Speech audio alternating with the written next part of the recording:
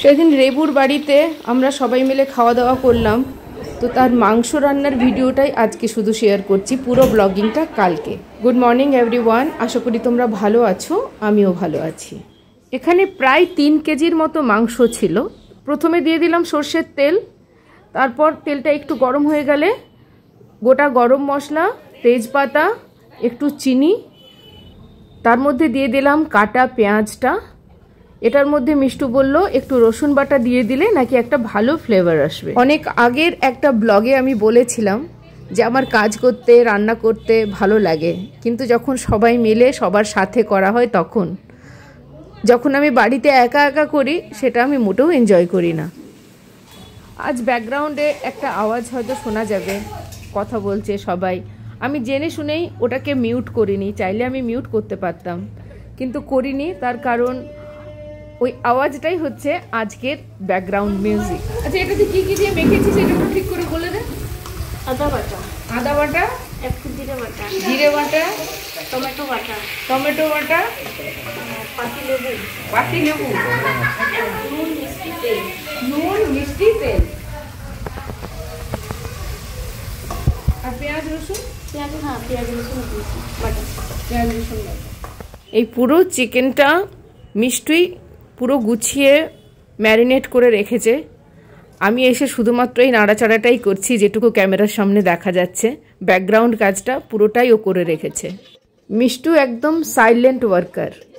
ও সব সময় কিছু না কিছু ভাবছে, কিছু না কিছু করছে, কিন্তু ওর গলার আওয়াজ খুব একটা শোনা যাবে না। ওভার দ্য ইয়ার্স চিকেন রান্না করার একটা অভিজ্ঞতাতে আমি একটা জিনিস বুঝতে পারছি, চিকেনটা ম্যারিনেট করে রাখলে চিকেনের টেস্ট অনেক ভালো হয়। চিকেনটা রান্না করার সময় আর কোনো চাপ থাকে না, কিন্তু চিকেনটা ভেঙে যাওয়ার ভয় থাকে। সেই জন্যে আমি আজকাল কি করছি না, চিকেনের থেকে এই চিকেনটা যখন জলটা বেরিয়ে যায় তখন চিকেনটাকে আলাদা করে তুলে রেখে দিচ্ছি। তারপরে এই মশলাটাকে ভালো করে ভাজা হয়ে যাচ্ছে, যখন তেল বেরিয়ে যাচ্ছে তখন চিকেনটা এটার মধ্যে দিয়ে দিচ্ছি। বাড়িতে অল্প পরিমাণ চিকেনে কিন্তু এই প্রবলেমটা হয় না, এটা যেহেতু পরিমাণটা অনেকটা তখনই এই প্রবলেমটা হয়। আজ এটার পুরো ক্যামেরা টনি আর রনি মিলে করেছে, তো কেমন হয়েছে বলো সেটা।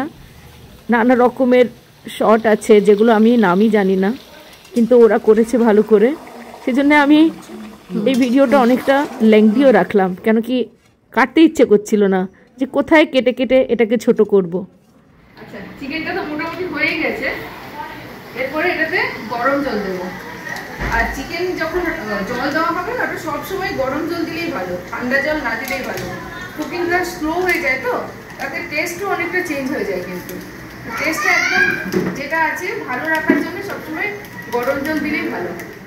যতক্ষণ পর্যন্ত না মশলাটা ধুয়ে দেওয়া হচ্ছে ততক্ষণ আমাদের মনে শান্তি হয় না। তো এই যে গরম জল মিষ্টি নিয়ে আসলো, তারপর ওটা মাংসের মধ্যে দিয়ে দিলাম। এটা আরও মিনিট 10-এর মতো ফুটতে দেব। গরম জলটা দিয়ে দিলাম, এরপরে এটা ফুটে যাবে। আমরা সবসময় চেষ্টা করি যেটা মশলা থাকে সেটা ধুয়ে দিতে, যাতে একটু ওয়েস্ট না হয়ে গেল। চিকেন তো প্রায় সেদ্ধ হয়েই গেছে, তাও আরেকটুখানি ভালো করে হয়ে যায়। মিনিট 10-এ কম আঁচ করে রেখে দিয়েছি, বেশি আঁচটা বাড়াইনি।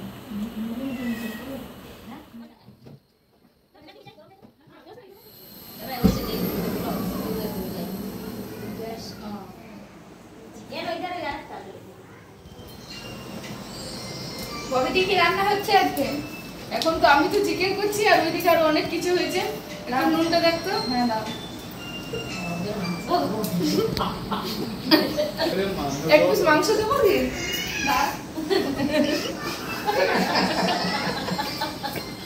এ হচ্ছে মনীষা, এর আগের ব্লগে তোমরা দেখেছো, টনির বউ আর রেবার বৌমা। মিষ্টু, রাধা, রেবু, চুকু, পিছনে আছে চিন্তু, বৌদি আর ইমন। আজ রেবুর বাড়িতে সবারই নেমন্তন্ন। এখানে কি নিয়ে কথা হচ্ছে গেস করো তো?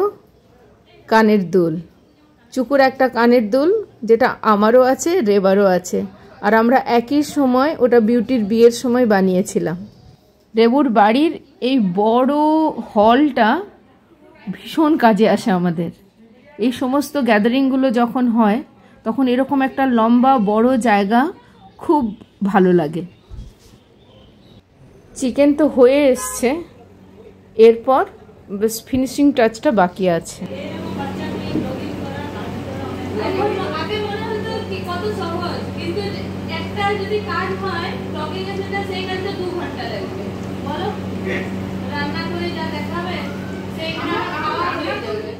একদম শেষে ঘি দিয়ে এটা বন্ধ করে দিলাম। আজকের দিনেরই বাকি ব্লগটা কালকে।